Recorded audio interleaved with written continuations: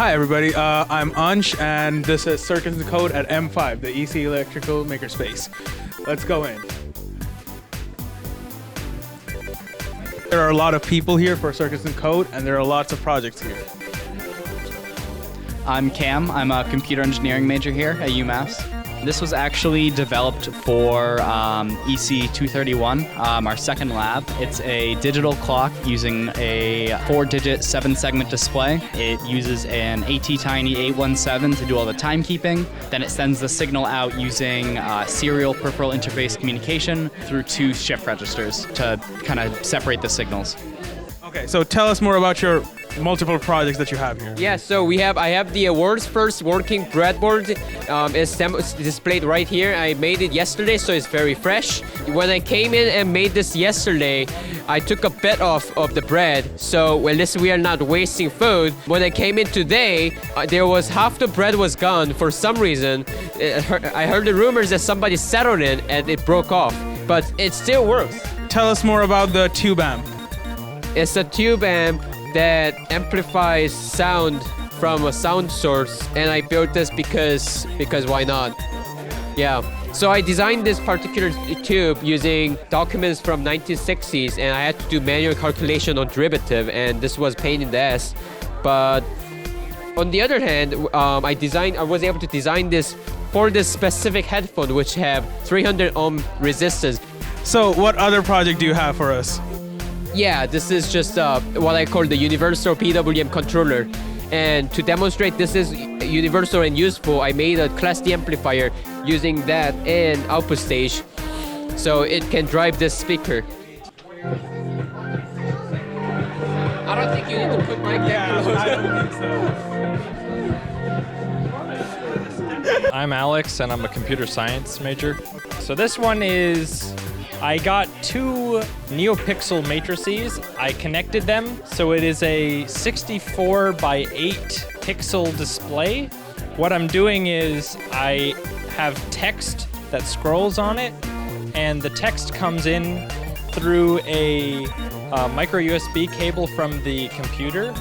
Basically, the text that it's showing is automatically randomly generated text that uses books as sources. So right now it's using Harry Potter, 1984, and a couple other books. Basically the way that it works is there's this idea of word probabilities. So it's like if I say he, there's some slight probability of saying he said, or he danced, or he whatever. And if we just know the probabilities of those, then we can just pick a word and then probabilistically choose the next word. And then now we have the next word, so then probabilistically choose the next word, and you just keep doing that until you hit a period, and now you have a sentence. Hi, my name is Achyutan Panikith, and I'm a sophomore computer engineering. So my project, what I have here is a nurse box, and what I envision the nurse box to be is a personal healthcare vital scanner system for every home. Now, when I began this project, what I had in mind was a basic temperature and pulse rate sensor circuit that would would record your data, analyze it, store it, and kind of send you trigger warnings past a certain safety threshold. And it can also be incorporated into your database with your personal physician, so they get the records for over a long period of time to help you go through your problems. So what I have here is a proof of concept that checks the temperature when you hold it, and the pulse rate is sensed using an IR sensor. So what I have here is a demo that kind of senses your IR, which can be seen here, and your temperature, which past 55 Fahrenheit for this case, lights up my LED. So instead of lighting up, that's the point where the alert is sent. The whole project was a major learning curve for me. Hi, I'm Margaret Paulsgrove. These are my projects. I have the Very Lazy Susan, which is a fan favorite, and I have the Gravity Light. So the Gravity Light is my project from this semester, and essentially it started as an Amazon product. It was $85 for a light that you hang up. It had ropes coming down and a bag with weights in it. And as the bag with weights would drop, it would power an LED and you would have light for 20 to 25 minutes. That's an insane amount of money for a piece of plastic that makes light. So what we've done is we've taken it apart and we figured out how it works, and we found that the only electronics in it are an LED and a motor. So what we've done is we've created our own gear down system with a cheaper motor and a cheaper LED, and it does the same thing. You'd hang your bag of weights here, and it would spin this, and it powers an LED, and it works. It works. We're really proud of that. Because at the very end of this, we're going to want to make this a clean, concise package that we can send to people so they can build it themselves. We want to send them the LED, the motor, and the gears. And then we want to give them instructions. And we'll send it to them, and they'll be able to build it with their own rope, their own piece of wood, their own basket, their own weights. And the idea behind this is because if we can keep it really cheap, we can use it in a humanitarian way and send it to people who don't have access to electricity. Hi, I'm Margaret Paulsgrove. I'm an M5 staff member. I work in the machine shop, and I like helping people with all their projects. My name's Ben. I'm making an electronic speed controller. I wanted to build an electric skateboard, but I didn't want to just buy the components and put it together because I'm more of a coder. I don't really understand how this stuff works. So I wanted to control the motor and get it working on my own. And so that's what I did. I used 6 MOSFETs to control the phases of the motor. And I have a potentiometer to control the speed at which the phases change. And so I can reset it and get it going. And yeah, I got the motor spinning, and that's the whole project. So do you know where you're going next with this project? Yeah, I'm gonna add feedback, back EMF, so I know exactly when to change the phases. And so it's gonna be a lot smoother, and I'll be able to stop it completely without it breaking down. Awesome, thank you. Yeah, my name's Andrew Tran, and my project is the Automatic Trash Can, or Jenny. So Jenny stands for the Junk Eliminating and Network Integrated Electronic. I don't know, I just want to make a fancy name for it. I like that. So, I mean, it's pretty self-explanatory. It's just an automatic trash can. Put my hand, it opens, and it closes by itself. That's really, really cool. What was like the best thing you learned while you were doing this project? Honestly, it might just be getting myself used to a lot of the, like, just electronics in general, because I felt like a lot of my peers had, like, experience in it, and I didn't have any. Like, my school didn't have a robotics club. I never did any Arduino stuff at home. So coming here is just a really welcoming experience, and you know, everyone's really helpful. So it was really easy to get into it, and yeah. So my name is Takuya Cipher, and my project is a microcontrolled pulse oximeter. Basically, it just tracks your heart rate, and the data is going to be sent into a microcontroller, in this case an Arduino LilyPad, and then the Arduino LilyPad is going to let the device know, typically a person's phone, whether you're in the heart rate zone that you should be in to optimize your workout. So what was like the best thing you learned while you were doing this project? The best thing I learned is actually how to troubleshoot. So one of the things that Chuck taught me was how to zero in on the issue and like really break it up into stages and then see what stage is actually causing the issue. Awesome. Are you enjoying 297DP? Would you recommend it? Oh yeah, I'm definitely enjoying it. I think it honestly reinvigorated me into like enjoying engineering again. Junior year was a really tough year, and so I feel like this class definitely really ignited my passion again in engineering.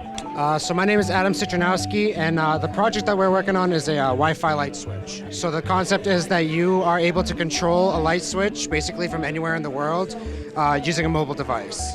So basically we have this chip, which is our ESP8266, and this chip is connecting to the internet, and this chip also creates your web page and controls the motor on our switch. So we don't have the application going right now, but in theory, this switch that we have is supposed to be like your on and off. So when you turn the switch, it's supposed to turn the lights on, and then when you flick it back, it'll turn the lights off. All right, that's awesome. Do you have a demo for us? Let's say, the initial position, you turn your lights on and you hop into bed and you forgot to turn the lights off. You're too lazy to want to get up, but you have your phone on you. So what you would do is you'd go on your mobile device, you'd click there's a link and a web page that this, ESP creates. You'd click the link and there'd be an on and off option. So you would just click your off option and that would simulate this switch being turned to off, and that turns the lights off. My name is Jeff Matheson, and I'm doing the PlotterBot. It's meant for drawing pictures from like a program uploaded to a computer, where it would look at a picture and you would choose like some color, and then so like the outline of some object or whatever you want to make it draw. And then using this type of a mechanism, it turns these 2 points right here in different ways to be able to move this girdle up, down, left, right, angled, etc. And so a combination of turning in different ways, it'll be able to draw whatever I want it to. That's awesome. Do you have any demonstrations for us? I got a few little things I could show. The main problem with like this kind of like setup, if you leave it in just this way, is that you won't be able to have any line skips. It would only draw one continuous line. So I have to like work on this idea that would basically have the pencil or whatever drawing medium I'm using like this, and it'd be able to pick it up. And so instead of having just elastics here, there would also be a solenoid attached to this so that it would push. I would redesign this because it'd be too small, but it'd push this part up, and then the elastics, when the solenoid disengages, would just pull it back down. And so in that way, attaching this sort of thing on a much larger version, obviously, to the middle would allow it to lift the solenoid. So what's your name and what's your project? Jennifer Goslin. I'm a sophomore in EE, and I made a pinball machine target. So right now I just have it. It's basically a switch, and then you have the 7-segment display, and so I just have to put it into an actual pinball machine now. But like it counts up in increments, it's working. What was the best thing you learned while working on this project? Probably how to use that specific chip, or more like read data sheets and understand that. This is my Arduino, and it's connected to, this is called a Mac 7221, and it essentially controls, it's made for controlling a 7-segment display. And so when I hit the switch, it counts it up. But I didn't have to specifically program it because this chip comes with a library that's already pre-programmed, and so it makes my life a lot easier because I don't have to send in bits one at a time. So that's where I'm at right now, and I just have to move it into a pinball machine. Hi, my name is Ibrahim Tahoun, and I'm working on an 8-bit computer. So basically how like today we have computers that are like 32-bit and 64-bit. 8-bit is just a descriptor of like what type of instruction or like the size of instruction that your computer can break things down into. So it's just everything that you do can be broken down into a bunch of like ones and zeros, and this one does it into 8 sets of like ones and zeros. And so practically it'll be able to run like basic like assembly level language, like add, multiply, like divide, subtract functions. It's not complete yet, but based off of like what it can do is I had to make like a clock unit, like registers to hold the numbers, and like an arithmetic logic unit to like execute like all these functions and then put it into a memory. That's awesome. What was the best thing you learned while you were doing this? Definitely like just the learning process of like what I'm missing out on.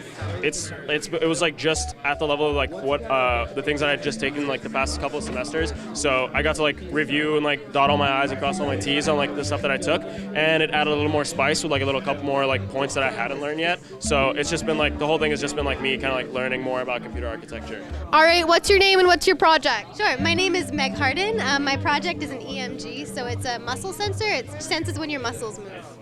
So basically, I don't know if you can tell, but I'm hooked up to all these wires and sensors, and what happens is these are electrodes. They measure electrical activity.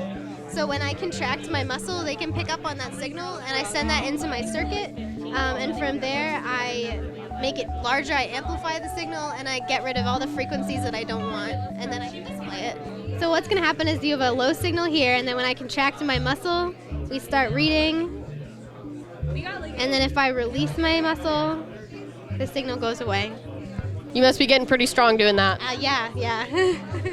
What was like your favorite thing that you learned while doing this? My favorite thing that I learned is if you sit down and you start researching something, it's a lot easier probably than you thought it was. My name is Stephen Lendl, and I created a smart mirror. It's an LCD screen actually behind a one-way mirror, so it displays all relevant information that you need in the morning, like the weather, news, stuff like that, when you're getting ready in the morning in case you need a coat or an umbrella for the rain.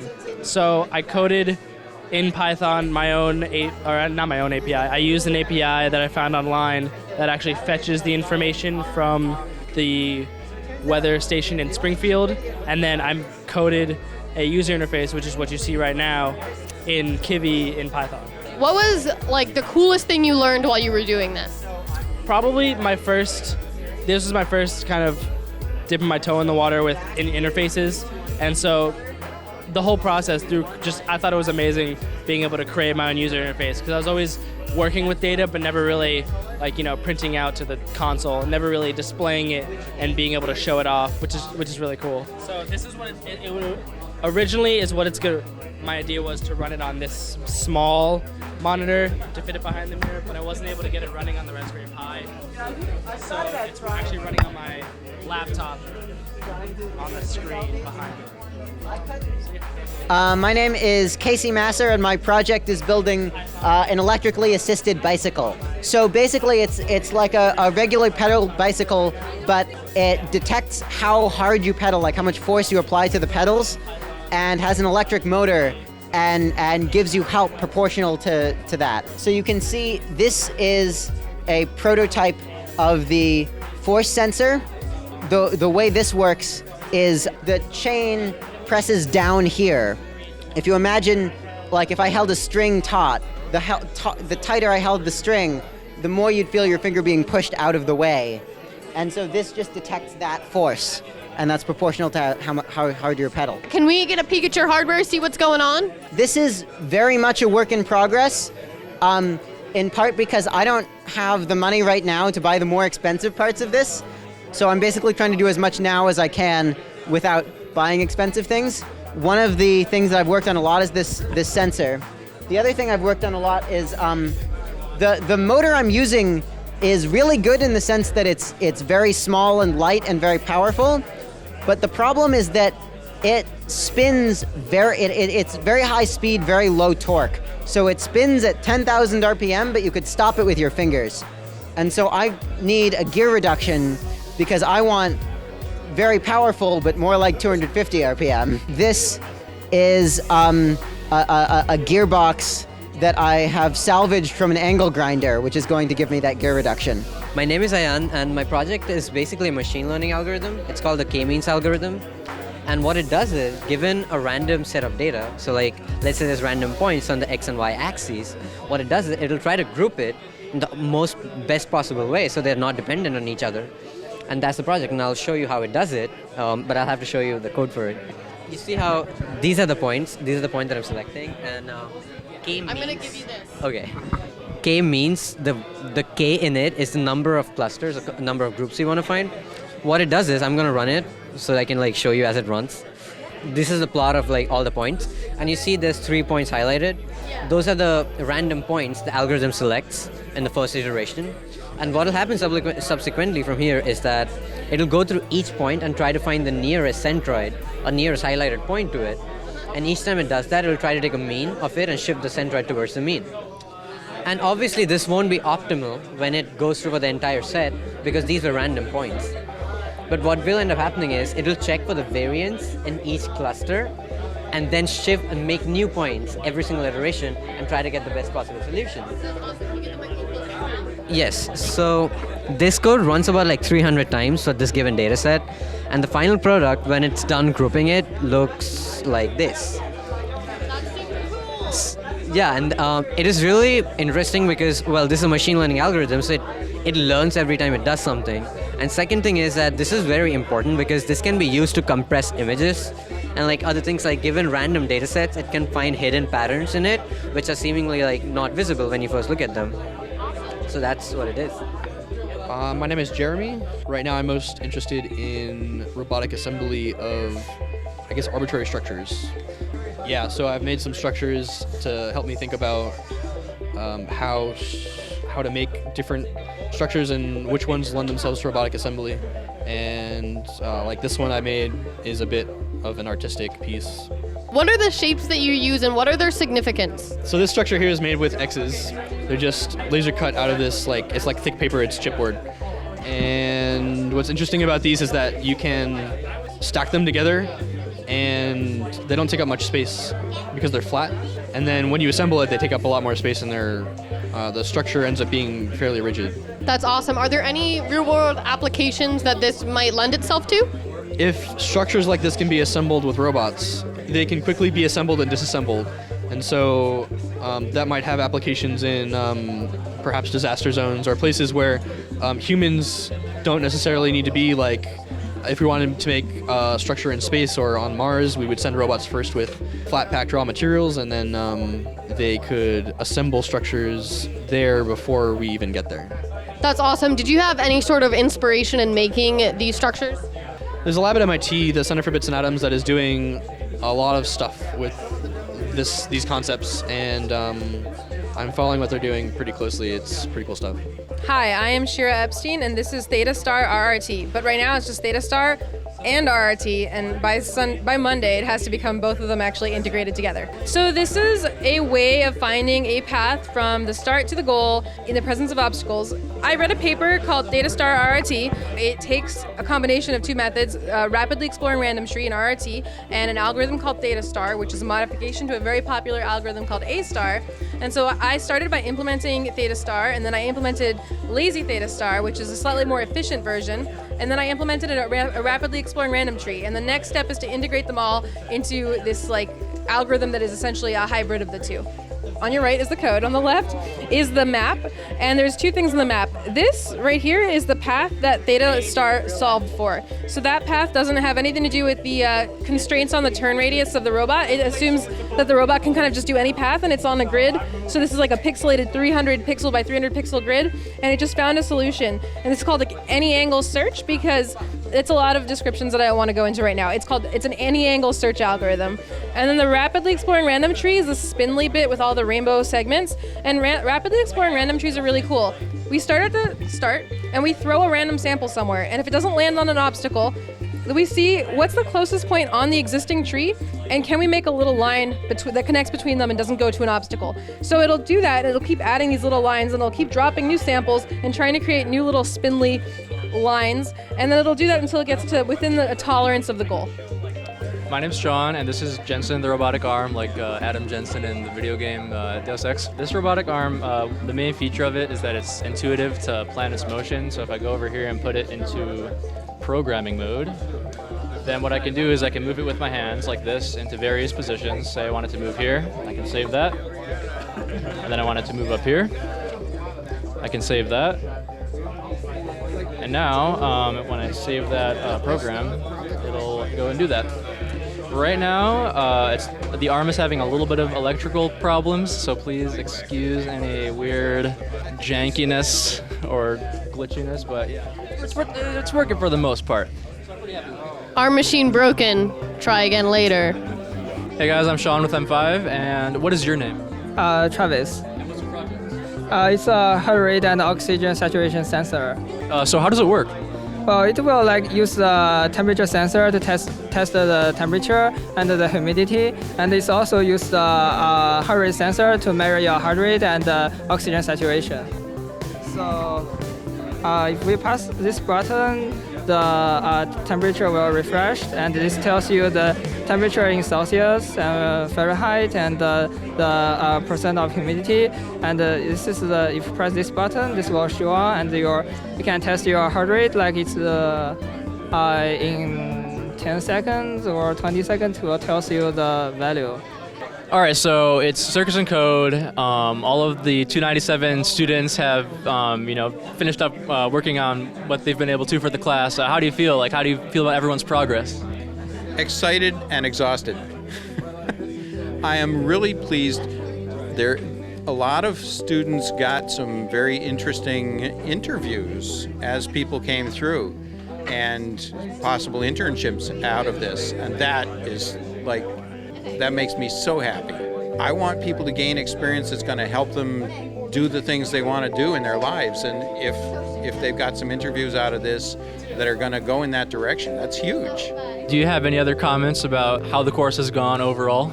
Other than just excitement and pleasure from seeing people blossom in here, seeing people working together and learning from each other and learning from themselves, learning from having to sweat over how come this still isn't working, and figuring it out. And everybody made big steps forward in the last week.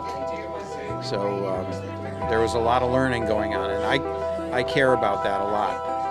What do you see in the future for 297 DP? I don't know. I hope they find somebody that will take up the gauntlet and go forward with it, because it's a really important part of M5.